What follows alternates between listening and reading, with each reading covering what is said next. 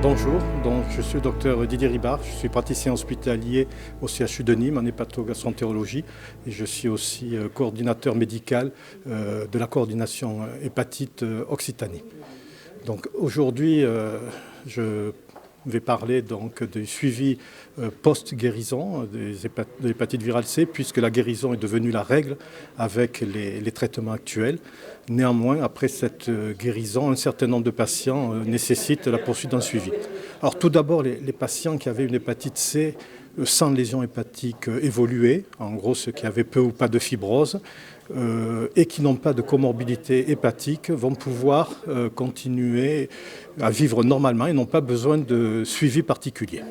Par contre, ceux qui sont dans la même situation, c'est-à-dire peu ou pas de lésions hépatiques, mais qui ont des comorbidités hépatiques, et notamment on pense à la stéatopathie métabolique, au syndrome métabolique ou à des problèmes d'alcool, ceux-là devront continuer à avoir un suivi dont les modalités restent à définir, et suivi pour lequel je pense le médecin traitant, le médecin généraliste, a un rôle essentiel à jouer.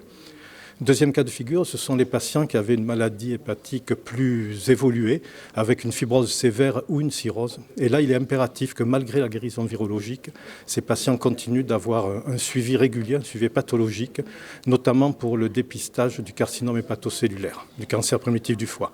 En effet, si la guérison virologique diminue considérablement le risque de survenue de ce cancer, il n'est pas totalement supprimé. Il persiste toujours un risque et il est nécessaire d'avoir un dépistage régulier, notamment par une échographie biannuelle.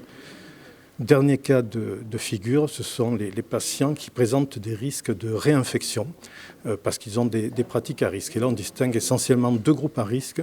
D'une part, les usagers de drogues par voie intraveineuse, dont le risque est estimé entre 3 et 5% de réinfection par an, et qui donc doivent être dépistés régulièrement, dans l'idéal tous les 6 mois ou au moins une fois par an.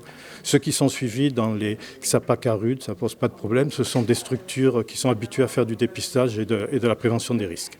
Deuxième groupe à risque, ce sont les AHSH, les hommes ayant des relations sexuelles avec les hommes et qui ont des pratiques à risque, notamment chemsex ou slam, où là on a des réinfections assez fréquentes et on a parfois des patients qui en sont à leur deuxième ou troisième réinfection.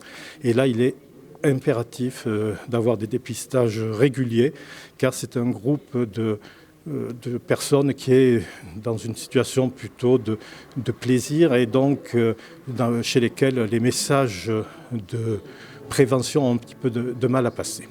Moyennant quoi, on peut dire en conclusion quand même que les nouveaux traitements permettent la guérison d'hépatite C dans l'immense majorité des cas et améliore considérablement le pronostic de tous les patients, même si certains doivent continuer à avoir un suivi.